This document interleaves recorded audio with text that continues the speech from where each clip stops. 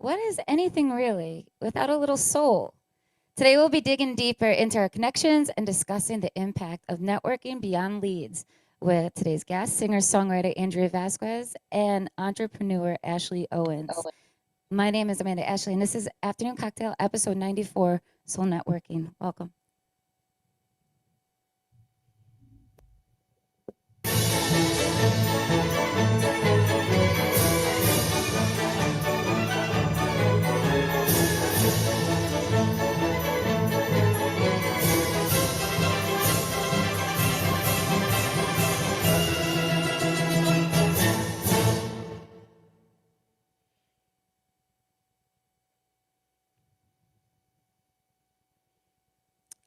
Hi, Andrea. Welcome to Afternoon Cocktail. How's it going today? Good. How are you? Thank you so much for having me on today. Oh, it's such a pleasure. I love your music, and your voice is phenomenal. What were you Thanks. What were you going to perform for us? I guess I'm gonna just start it off by playing the single, which is what we'll pretty much be talking about today. It's called Bed You Made. Oh yeah, I love this one. Take it away. Okay, cool. Here we go.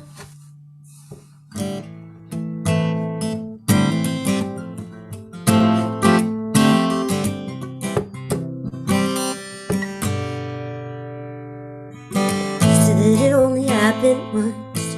Told me you were out just having fun. I'm not that dumb. I'm not that dumb. Where the cheap perfumes might come from.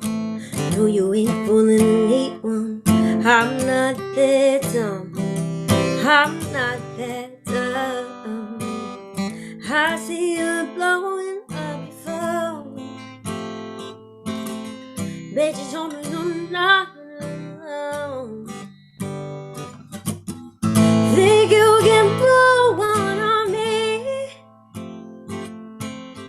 You don't mean anything. One day you're gonna see. Shouldn't have strayed. Sleep in the bed you made. Yeah, boy, you're really good. You got me thinking I was losing my mind. The way you look around your baggage. Your fragile little wiggle can have it. There's no more hiding your lies. Go pack your shit, I want what's mine. Think you can put one on me? You don't mean anything. One day you're gonna see. Shouldn't have strayed. Sleep in the bed you made. Sleep in the bed you made. You said it only happened once. Baby, I'm not that dumb. You said it only happened once. Yeah, I told you I'm not that dumb. Think you can put one on me? One day you're gonna see. One day you're gonna see. Shouldn't have strayed. Sleep in the bed you made. Yeah, I love There you it. So go. sassy. Thanks. Andrea, so where are you? Are you in Nashville currently, like at this moment? Yes, I am currently in Nashville. I've been here for the last 3.5 years. Feels like two Are and a you? half because I feel like the last year did not happen. Yeah, I know. It's a weird year to be in Nashville. Oh my God. I feel Mhm. like, I mean, I spent a lot of time out there. I have a very good friend. One of my best friends for life lives out there. But yeah, this has been like a crazy year and a half. I feel like between like tornadoes and bombings and All the things the pandemic. city needs a break. Yeah, like seriously, I'm always like, no, stop. No. So, Andrew, you're originally from LA though, right? Born and raised in California. I spent some time in Northern Virginia as a kid. And yeah, back to LA as like an adult, high school and on, and then made my way to Nashville finally. How do you feel like does Nashville remind you of LA at all? Because in some ways Nashville reminds me of like a country LA. Yes, no, it absolutely does. And it's kind of funny because I feel like most of my peers, a lot of my peers from college and stuff back from LA are out here now and we're all kind of doing the thing. But yeah, it does remind me of LA. There's so much awesome food and stuff coming to the city. So it's been cool to see it grow. Where did you go to college? Musicians Institute in LA. Awesome, very cool. And like, what was your concentration? Music business and vocal performance. Very cool. So, what's it like to, I mean, be in the music business now? Like, it's one thing to study it, and then another thing to be like living, breathing it. How does it differ to you? I mean, it's awesome. It has its ups and downs, obviously, like anything, especially this year, but it's been cool to kind of see. I mean, something about me, number one, I'm very glad that I got to study a little bit about kind of the very technical side of things, and I'm not going to bore you about that, but it is good to just kind of look out for yourself. And I feel like LA definitely made me have tough skin because that's, you've got to just know not to trust everybody, just to kind of keep your um, don't have your blinders on, especially as a girl, you got to Yeah, just kind of fend for yourself. But that being said, the industry is constantly growing and evolving, and you got to learn not to compare because what can go right for this person may not go right for you, vice versa. So you just kind of gotta pick your lane and stay in it, and definitely just block out the noise. definitely. Now, do you have, I mean, what's it like to go back to LA? I mean, I'm sure before the pandemic, were you going back and forth for performances a lot? Not really. I really, most of my stuff is kind of just all here, mainly. There is a country scene out in LA, but it's nothing like Nashville, absolutely not. But I just go home to visit every now and then. But I Uh, haven't really been able to much since the pandemic. so did I read that you also come from a family of musicians? Or Mm-hmm. so what, like, did you guys grow up singing together? Like, what was it? I didn't grow up in a musical family, so like, I'm always like so interested to know like what it's like. Is it like the Brady Bunch where everybody's like singing around in the kitchen, or or No, no, no. My cousins and all of us are they all kind of do stuff within the music industry. Like I have a cousin I look up to that sings, and we've have drummers and bassists and everything. And my cousins have a really cool recording studio in the house, so everyone's very creative, and everybody kind of has always worked in the industry, whether it's lighting or production or tour managing, etc. It's a publicist. So it was cool kind of being around that because I think that also teaches you like, oh wow, you can actually really do this as a job. yeah, that's awesome. What an awesome like team of people to be brought up with. Like to know No each kidding. of And those it, roles are important. Very important. yeah, and we all, especially when we were a little younger, like you always use each other for like, I'll do your photos if you do this or this and that. So, and you're always learning, it's free advice from your family. Yeah, seriously, that is so fortunate. Good for you. I'm jealous. What what type of music inspired your journey and influences? Like what are you jamming out to these days, and what was like what's an artist of the past that just forever holds a piece of your heart? That's the thing. I listen to every sort of genre. I don't only just listen to country. I think I would drive myself crazy if I only listened to one genre. That being said, I have such a big place in my heart for Carrie Underwood. I feel like paved the way for my generation, and my music definitely I feel like reflects some of that in a way, Oh like yeah. the big production kind of stuff. I love people like her. I love Maren Morris, who adds a lot of pop in her elements too, pop elements in her music, and she's very outspoken. I feel like if you follow me on social media, I definitely like to speak out about things going on in the world, whether if it's a popular opinion or not, and yeah, I think that so many people like Marin have just kind of just paved a really cool way, and country's just growing and evolving so much. Well, all those people that you mentioned, I really love. But Mary Morris, I just recently like jumped on her bandwagon and I'm obsessed with her. Like I only know, to be honest, like I listen to like a lot of like Dua Lipa like type of music. Like that's like my go-to when I feel like jamming out. She's But amazing. I love her. Like I'm obsessed with her. But anyway, like I listen to everything, like and especially like I'm listening to all my artists, that I'm inviting on this show that I've been fortunate to have, and it's all different types of music.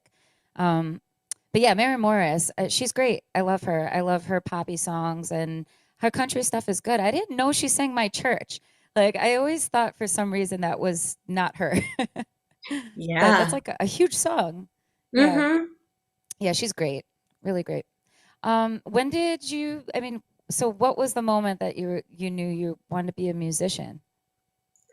I mean, it sounds so cliche, and I feel like always, it probably wasn't till high school, when all your friends are kind of applying places, Mhm. and I was just like, I don't think I see myself as being like a teacher, a doctor, or whatever, I just didn't have that in me. I was like, I want to do music. I know it sounds silly, but my parents have always been so supportive and awesome, so that was never not a possibility for me. So I'm definitely lucky. That's cool. It's interesting because then there's some like, I wonder, I mean, there are some musician parents that like try to discourage their kids from going down that path because of, the darker side of music. So it's great that you had that support and then all those awesome resources. I love that you guys helped each other out. I think that's important with anybody, right? It's important. You have your own network built in your family. That's Yeah. freaking great. When we talk Yeah, about soul networking, I mean, you can't network more from the soul than with the people you love, you know? totally, So, totally. So definitely lucky on that aspect. But yeah, no, my parents have been awesome. yeah, great. How has your music evolved from your previous releases? Like your current music? I don't know. I feel like with every release, I feel like I definitely work with similar people still because I feel like once you really trust your people, it's scary to branch out sometimes. But I feel like especially with my content, before I was younger and I wasn't really sure of like you get so in your head about are they gonna like this or are you gonna like that. I mean, I feel like I'm just at the point where I'm like, if you like it, you like it. If you don't, you don't, and you just got to trust what you're putting out there and kind of just it just feels more organic and more like me. Good. Now, uh, the musicians on your recordings, do you have a band that you play out with or tour with, um, that's playing on those recordings, or is it just like hired musicians? I have on those recordings that I put out, it's usually just hired musicians, studio players. I have like my handful of ones that we contact, but yeah, but I do have my own players.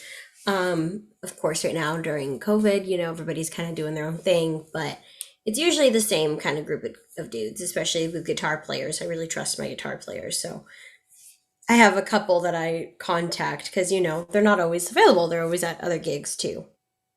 Yeah. Yep. Well, being in Nashville, you sure have a good We have and quite a being bit an of excellent people. artist. Yeah, I'm sure you have plenty of people to find, right? Um, Yeah, yeah, absolutely. so you were saying that you tend to be a little bit more outspoken on your social media. What is it that what awareness are you most passionate about bringing forward to the public? I mean, country music does not have a lot of diversity. I think that's very clear. And I'm obviously Hispanic, and that's not common in this genre. So I think it's just being aware of that and giving everybody a chance. And just, because some people definitely don't like to hear things that are not in their norm. I mean, that's just the reality of it. Yeah, it's interesting. I mean, because you're starting to see a little bit more, a little more color in country, Sure. right? We have like Oh Mickey yeah, it Guyton, definitely. Kane Brown. But yeah, it's still so predominantly white. And you're right. Like when I think about it, I don't think I know any like Spanish or like Latin country singers. I can't think of Mhm. one. That's crazy. But Yeah, yeah, it is. So I mean, trying to kind of bring awareness to things like that, and the world's just been in a crazy spot those last couple months. So have in your experience you really like experienced kind of being turned away from because of having a Hispanic background? yeah and no. I mean, also being a girl in general, like finding radio play as a girl in for one is almost impossible sometimes. Being a new person and all of that. But I don't know. I really just I don't care if they have a problem with it. That's me and someone else is gonna like it. Yeah, definitely. So, what is one valuable lesson like out of from 2020? It's taught us like a trillion things, right? What's Yeah. one valuable lesson that has really been brought to your attention? It sounds so cheesy, but really just be thankful. I mean, I feel like all of us, it was kind of, okay, I don't know how to word this. It wasn't nice that everything was shut down, but everybody is going through the same exact unknowns. Hmm. So, and it's good to kind of just remind yourself that everybody's kind of figuring all of this out together. And on top of that, too, not taking things for granted and just being true to yourself. Because I think that with quarantine, we had to halt a lot of production, we had to halt a lot of things, and you just had to rely on yourself and maybe the people in your house that can help you create content and, just be unapologetic about it. Yeah, definitely. I think I patience seems Yeah, like a big theme for this year, and like how we all have to learn to be a little bit more patient with each other, especially given the circumstances, like you're saying, something that we're all going through. And we all handle these things differently, so it's kind of being there for the people you love and supporting one another in all those small ways that makes it a huge difference. totally. Oh, it absolutely does. And I mean, trying not to compare too, because you just don't know what that other person has done or to get to this point, or you know what I mean? It's kind of perception's reality too. Yeah, you just can't compare, especially with social media. And that's something I've tried to really do away with this year. Yeah. Well, I mean, it was an intense year. I mean, No everybody, like, kidding. That's a word. seriously, I mean, like, it's just, there's just so much all at once, and everybody's reacting and people have more time and they're at home or, so like it's just like a terrible combination of things. Like it's like Yeah. God thought about, hey, let me put together the worst combination of things and Boom. like toss this ball out and see how many See people how it catch it. goes. Yeah. It's crazy. So today's theme is soul networking. As an artist, making connections in business is all a part of the game, and making the connection with your listeners is truly everything. So, in what ways are you making an effort to connect with your followers on a more personal level? And why do you feel making that connection is important?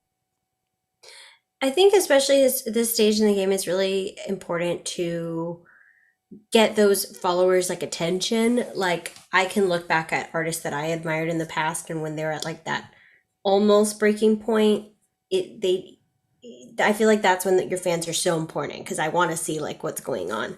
I definitely try to respond to as many messages as I can and be more engaging. And that's another thing with content. I definitely like to, my posts are maybe a little more serious, but my stories I feel are a little bit more my personality. Like I love to laugh, I love to just be a goofball sometimes. So showing a little bit of that personality because those people want to know you too. They don't want to just see the filtered photo that you post every 3 days, you know? So Yeah. kind of things like that and leave things open ended where people can respond and, check in with people. Um, because ultimately it's, fans and followers that are going to get you there. So I did a really cool thing. the night before the Bed You Made release, I did like a little Zoom call with some people that engage on my post the most, and a lot of them were really young girls, and they were so fun to talk to. And we did like a Zoom like we are right now, and just hung out, like asked them about what's going on in their lives, and then they got to hear the song. And I don't know, it's just cool to do more things to make everybody feel like they're participating. And then I also feel like the lives are, they were first, we were maybe like, this is so annoying, I want to play a show, but it's also kind of cool that you could see the show from your living room, even if being across the country, because maybe they would have never seen you play live if this pandemic wouldn't have happened. Does that make sense? Oh yeah, I think that's the best part. I mean, for musicians, like for those that took advantage of doing that, like I think that's the most valuable thing. Like getting to know the show, like I look at this as an opportunity to get to know people beyond the amazing things they're doing as human beings, and at the core of this, when we're all experiencing like a pretty traumatic event, where we're shut down and unsure and uncertain about so many things, the one positive is for those that now like I have access to the people that I admire, where I might have Mhm. not had access before, and I think But we that's didn't think it was healthy. a thing to. So that Yeah. is kind of cool how it's kind of changed. If there's anything we can take away from that, it's like you're connecting with people that you would have never met in person. Yeah, definitely. Yeah, I think it's awesome. I think so Um, too. Andrew, tell us more about the bed you made. Like when could we download that? Where could we listen to more of your music and Yeah, support so you? Bed You made its release on CMT, or its debut for the video on CMT a couple weeks ago, and that was really exciting. If you follow me at Drea Vasquez, DreaVasquez, on Instagram or Twitter, you can get to my Spotify through there. That's probably the easiest, and you could listen to it on I would say it's Spotify, but you can listen to it on all streaming platforms. So just Andrea Vasquez and Bed You Made. I love it. Good luck, Andrea. And Thank you. yeah, I look forward to hearing more. Fantastic. Thanks. We're going to hear one more song from Andrea towards the end of our program. In the meantime, I have the pleasure of introducing guest entrepreneur Ashley Owens. Welcome. Hi, thank you so much for having me today. Oh, thank you so much for being had. It's awesome to have you. Ashley, I love that you're a fast talker and like New Jersey girl at heart forever. The problem for most, but I'm glad you like it. I do. It's actually very endearing. I'm from Long Island, so like not that they're the same, but They're very it's damn close. They're pretty. sim They're pretty close. yeah, very close. So it's always fun for me to come across people like you who have brilliant things to say. So could you're welcome. Can you tell our audience, just share a little bit about who you are, your background, and the journey that inspired your business, Ashley Assist? Sure. So my job is I'm a networking concierge. So what that means is that I educate, train, and work with and coach individuals and sales teams how to network effectively. Before the pandemic, I was doing a lot of the tangible and tactical activities to build a network. So I was offering services like going to events with my clients as an extension of them at those events. So I was like a professional wing woman without the sexy time. Like I wasn't dating the client. It was more of being that extra person and being that go-to person there, and also being able to advocate for them when they were not in the room. So my biggest, experience with that grew when I ended up going to conferences as well. So I would get hired to do events with clients. I would train them and coach them how to exit a conversation you don't want to be into, to just finding the right people in the room, body language, the whole nine. And then it came down to the organization part of it. So for me, the difference between networking and making a friendship is in the follow-up. What kind of follow-up are you doing, and being able to navigate and nurture that network tactically and tangibly with a human component to it, because networking is a human activity. It's not a sales activity. So the goal was to educate my client, help them, handhold them in the process. And then when the pandemic hit, a lot of my business went from being on site to everything online. So I was still training clients about how to network online, but just online and on site. And then I took 2 weeks during the pandemic and I looked at to see what the feel was.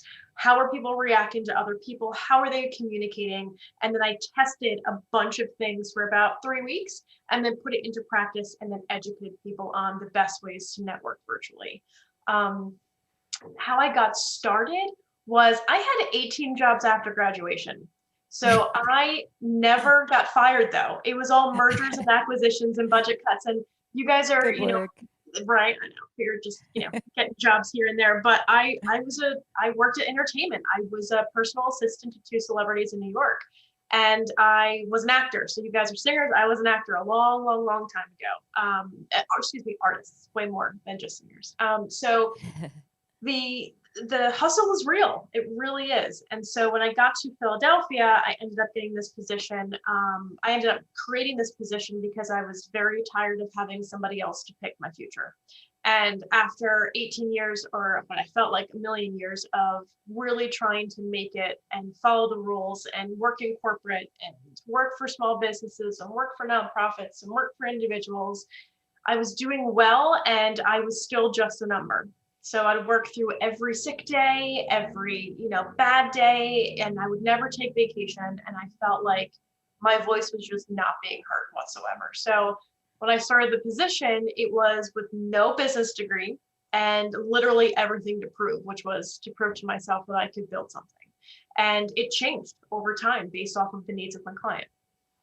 I love that. I think some of the best business people that I've met or known really weren't formally educated in business. They just kind of learned by by doing and by like being self-taught and surrounding themselves with the people they admired. That was the biggest Networking. thing. Right. But I also didn't know what networking was. I just did it just to save my butt when I was working for those celebrities, right? Like, because you would, so that's really where I learned how to really nurture a network, was based off of the fact that, one, I knew how to get a job because I would ask for the favors after putting in 5 years worth of favors for them.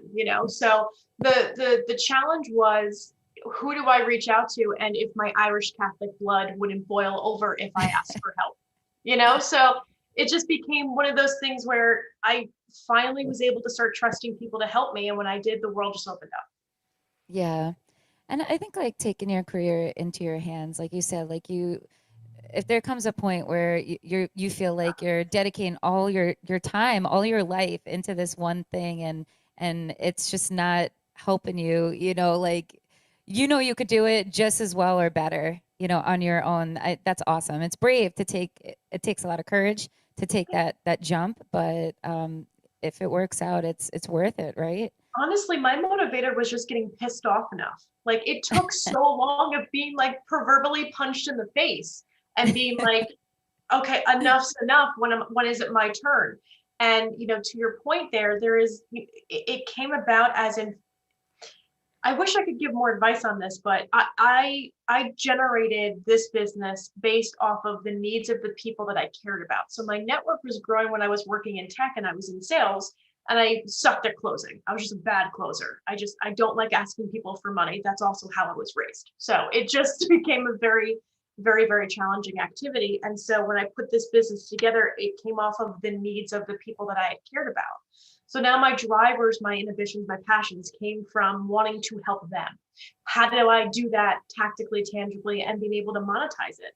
And let me tell you, that first check when someone said, I value what you're saying, was the best thing that ever happened, because I was for so long had to ask for somebody's permission to do anything in any business. So that was incredibly empowering. Yeah, I believe it. That sounds awesome. So, I mean, you said you worked 18 jobs before this, right? So, do you feel like those 18 jobs, like in what way do you feel like it's lended itself to where you are today? So I can get What, a lot more done a lot faster now because I was in all those positions. But great question. So I finally was able to figure out why that was even a value add. I was Mhm. able to talk intelligently to different industries, which allowed me to network better and also allowed me to make better connections. So I didn't realize my entire adult career was literally preparing me for this one position. So I Yeah. don't regret anything. I'm mad that I felt as non-confident as I should have been for the last few years. And it's only until I started this business that I actually heard my own voice. So no regrets, but I learned a lot. And I also learned how to manage people better. Even when I was a waitress, I loved being a waitress because my ability to understand and how to navigate different personalities quicker was like, it worked like a muscle. And so getting into the corporate world, you just dealt with the jabroni that is an idiot that wants, another iced tea for the 14th time, right? Like you just turn on that kind of part of your brain. I feel like everybody at one point in their life should work a waitressing bartending job Oh just yeah. for like a week because it really like I was thinking about this like when I was writing for the show today, like I never went to school for business. For me to become a self-made musician, like a professional musician, I had to take risks and really put myself out there, do a lot of free work, but and just be persistent and consistent throughout the years. Mhm. And I learned so much. And the only reason why I ever drove myself to do that was because I just loved music so much and I didn't want to do anything else. I was tired of waitressing and dealing with all those different personalities, like I was just ready for the next phase of life. And but all those years that I spent doing those things, like I feel like I owe a lot of who I am because of working at Carrabba's for Yep. like 3 years, Red Robin. and Yep. yeah. Jersey Diner. Yeah, I get it. Yeah, like there's so much to learn in just dealing with public service, any type of public service. You're dealing with multiple personalities and difficult personalities on top of, in your clientele, on top of the people that you work with too, But it also It's helps you tough. figure out what you don't want to tolerate either, right? There's Yeah, certain personalities you can navigate and you can figure out how to troubleshoot. And then you figure out where the hell your boundaries are, yeah. right? And so that is even the best gift you could receive is figuring out as a woman where the hell your boundaries are, because we're always going to say yes to everything and then have to fight to defend the decisions that we make. That's a constant struggle. Yeah. Oh, for real. Definitely. So I love that you're saying, that networking is what you say it again. You said it's a human, Yeah. it's a human thing. It's a human activity. So it's a human. So networking is not a sales activity. It's a human to human activity. So Yeah. or it could also be described as a marketing opportunity. People forget that like networking feels so salesy and it feels so forced. But Mhm. literally what you're doing is communicating with another human being. And the only difference between building a friendship and building a professional relationship is in the follow-up. How are you following up and how are you giving value? When you network, it's being of service to someone else. Nobody also Mhm. cares about what you do. Nobody cares. Nobody cares. I don't care. I care about you. I want to buy from you. I had no like and trust you. Can you have a drink with me? Like, can we do that? If we can't, then I want nothing to do with you. Or again, if you're sober, cool. We'll have some tea or some coffee. We can add some other vices to it. But like, think about all the networking events, and the two of you must have done a ton of this for entertainment wise. And I used to go to events with my client all the time. You're schmoozing, and that Yeah. schmoozing becomes this surface relationship that you have with other people. What I really challenge my clients to do is like, don't give a damn about what anybody else does, because the minute you even think about who that person is the minute that you lose yourself and you don't make a good first impression, or or that you are not true to yourself. And once anybody gets a whiff of the fake version of you, then you have to keep that up. And Oh that just yeah. feels so gross. And it also feels so inauthentic. And then you're fighting again and defending how you're acting because it's not what they first saw. It's like dating. It's I weird. actually I told that's in my like closeout statement. It always like I think about all the breakfasts and the luncheons I went to, or like when I had a sales job, Mhm. like that I was signed up for all these networking events, and some of it felt super slimy, like it's just, the people that are there, they're just there because they have to be, and they're trying to push a product and they'll, or there's that. And then there's also the people that just like slip in your cards and that won't really hold up on their end, like they're not doing their part to support you. So why should I support you if you're not supporting me? It's just a greasy card. The lack of community and the lack of actual authentic networking, it was extraordinary before the pandemic. Now, people aren't handing out cards. They're building communities on websites. They are bringing attention to their own audiences. They are building out intentional networking activity. Like there's a company called Hio that I work with, and it's called Hit It Off. And what they're doing is they're building out a platform that builds onto your website that is foundationally around networking. And what you do is that you communicate with the other members of that group, of that experience, and that way you can communicate with them directly and they can share contact information. But it lives on your site. So that way you're not going to like, you can go to the Facebook and the Instagrams and the LinkedIns, but like it takes everybody directly to your site. So the intention behind the connection is way more, it's just way more thoughtful. So like there's, to your point, every networking event felt slimy. But guess what? Those jabronis are not a part of these groups anymore.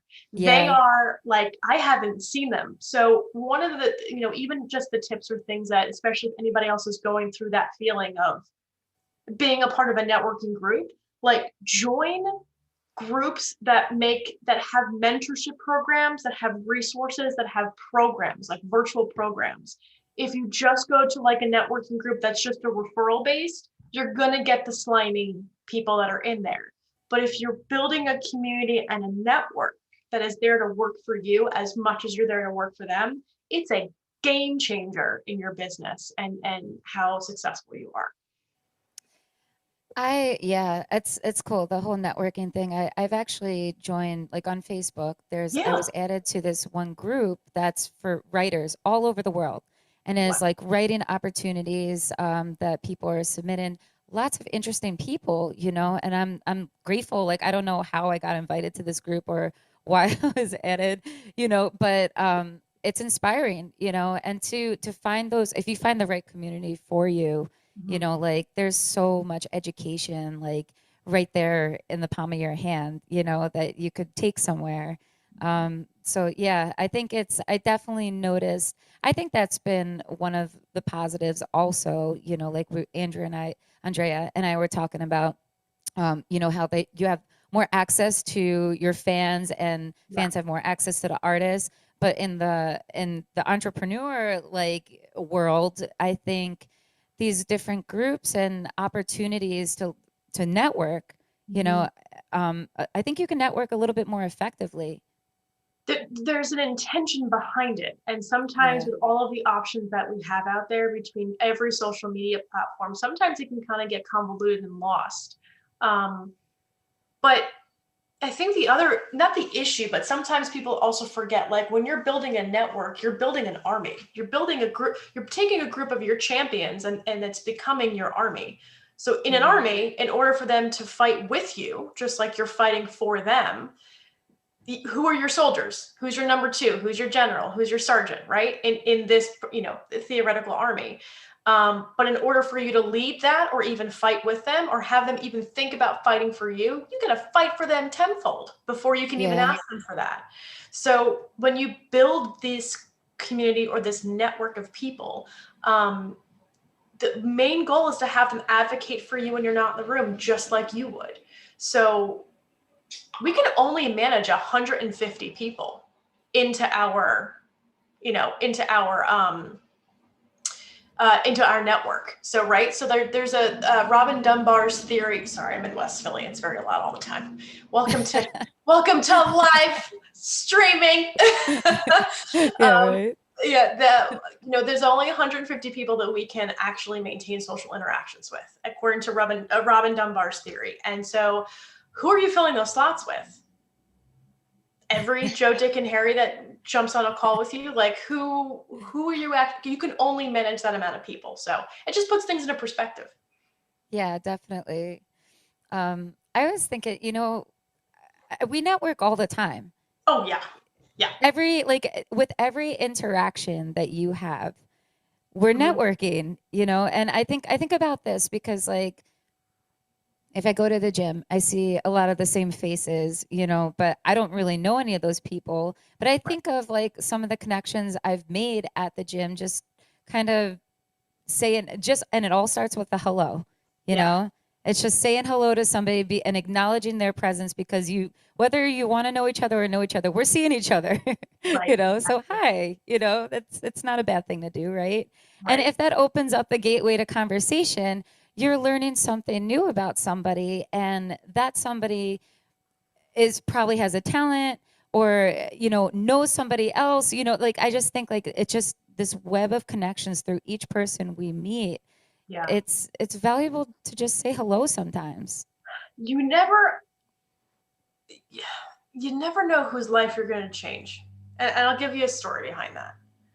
When I was a waitress, I was coming back from working as a celebrity personal assistant, and that position didn't work out. So when I moved back home, or I was living at home, I had to pay school loans because those were astronomical. And so I worked as a waitress in the interim as I was trying to find another job. And so it was at the worst part of my life, even though I was very happy working as a waitress. I enjoyed the work, and but I also felt like I did all these things, and now I'm coming back home. Like, what am I? This is hard. And I was working at the diner, and a group came over to one of my booths, and I just started talking to them, just kind of how we're talking right now, very casually, and just we're going around, and they were very nice, very professional. They asked, all right, what kind of burgers should we get? I'm like, you're looking a little sassy. Maybe you want the spicy one, just doing a bit because I'm trying to, just enjoy my time with them there. Yeah. So I leave, I go bring back their food. And at the end of their meal, they're like, hey, would you send us your resume? We have something that we think you might be interested in. I'm like, thank you guys very much. Have a great day. Show it in a tip. Thanks. Thinking that they were just being kind and friendly and not really thinking that I had value at all. Mhm. Blowing them off, essentially.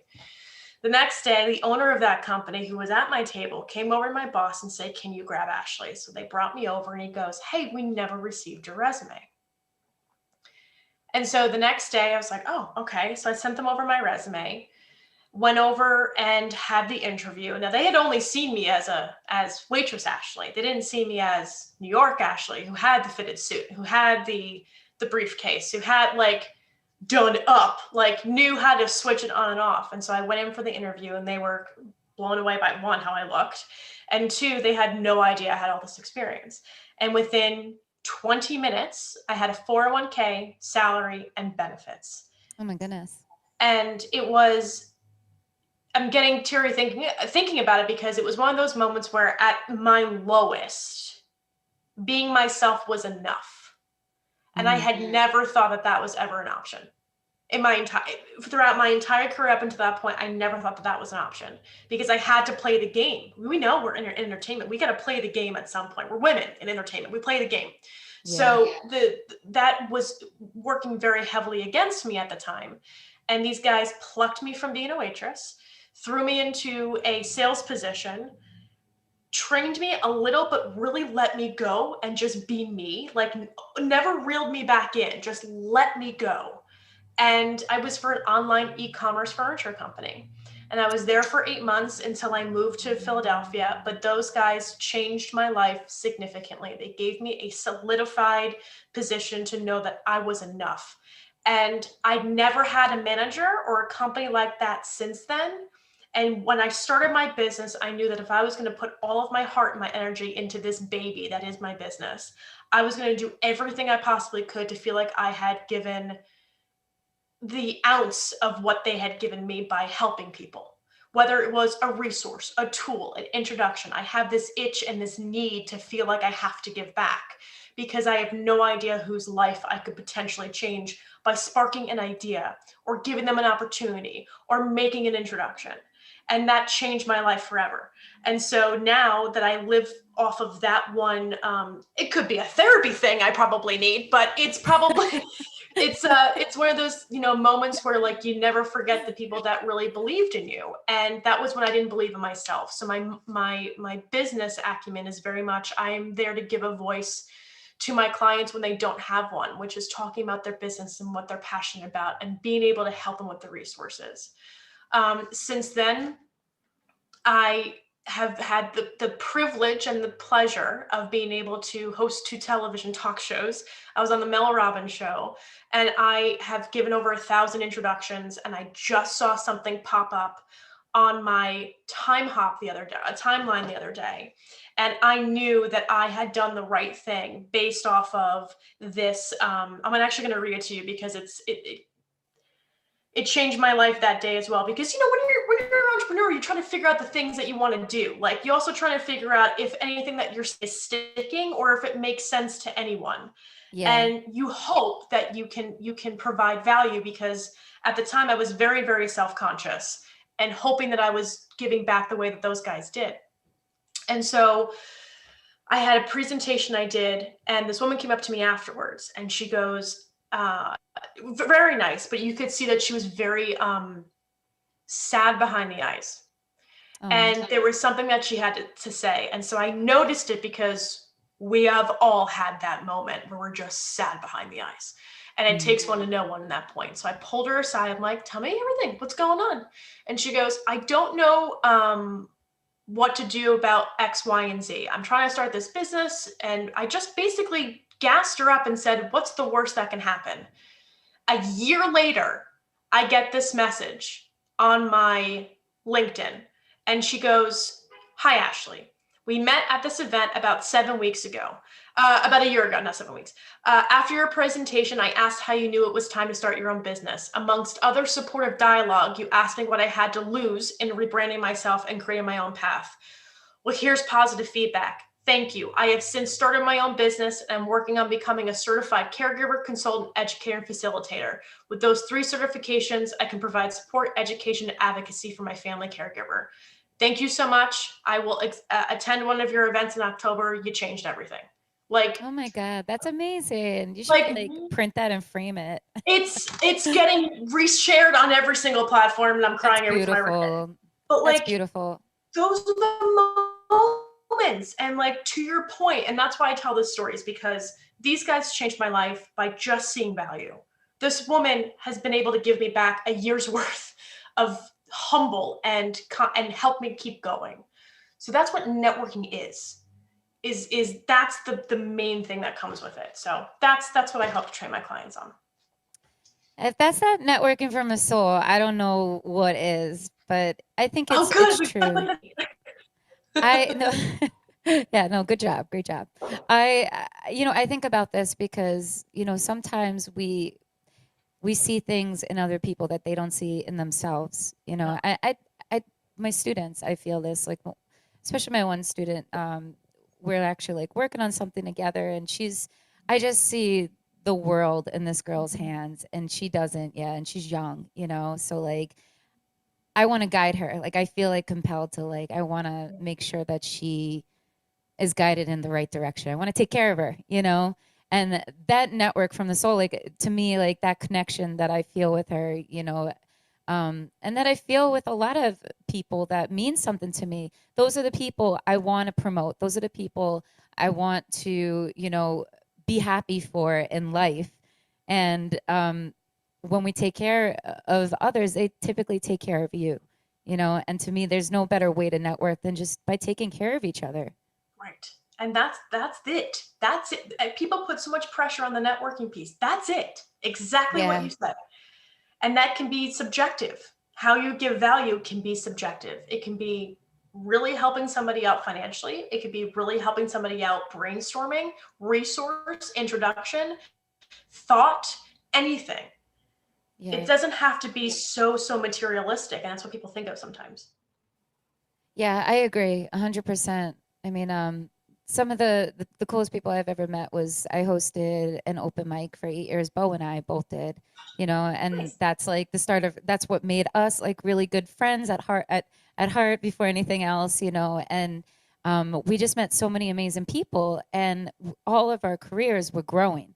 Like, I think of like the friends, not only the friends we made, but we watched like bands come together. We watched them go, form and then go tour, release albums, like, it's really awesome. And then at the end, you know, like I've made the most amazing friends, you know, that come and support me at my shows, or, you know, like that support me even from afar. And I know they got my back for life, Yeah. you know?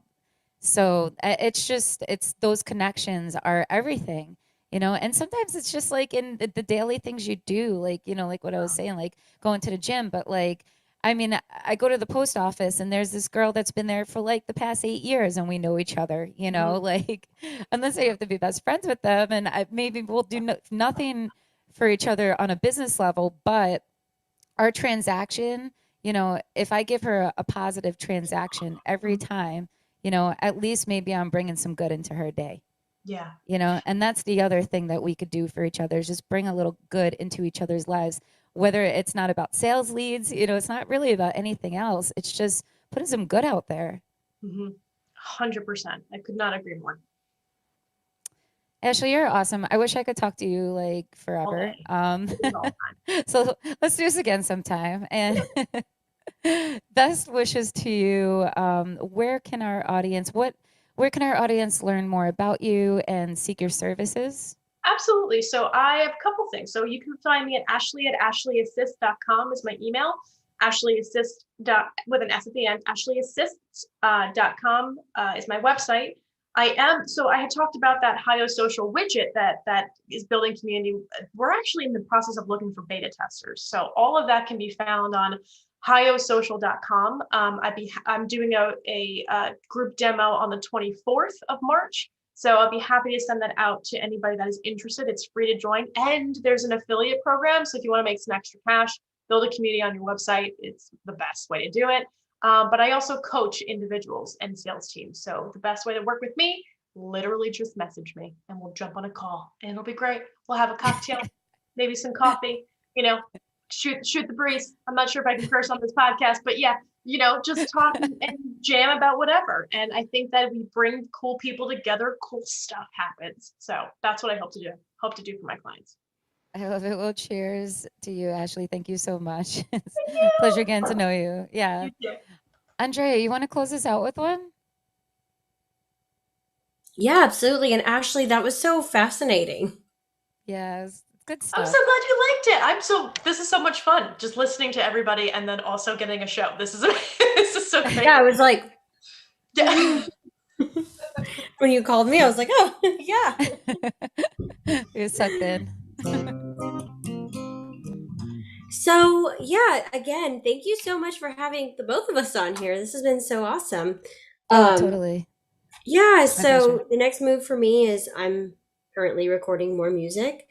And I was going to play a song that's already out there, but if you guys go follow me, you can hear plenty of that. So I'll just play something that we're kind of working on right now. Yay. Hopefully get you excited for more music. Let me turn this volume up. So this one is called Version of You.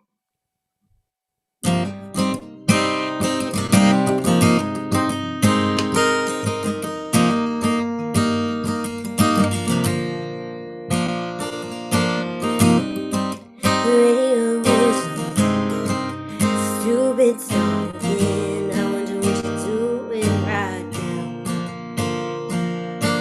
I'm with you drinking, I can't ever think about you. And I swear I don't miss you when I'm not waiting for your call. Heard you got somebody new. Did she get the better version of you?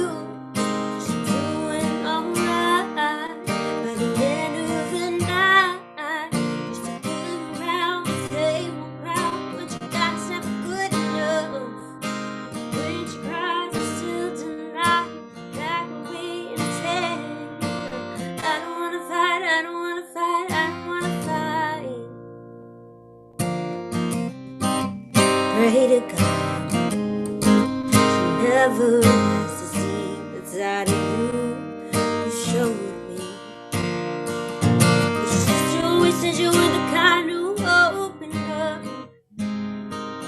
You were never the kind who apologized for anything you messed up. And she gave the better version of you. She's doing alright.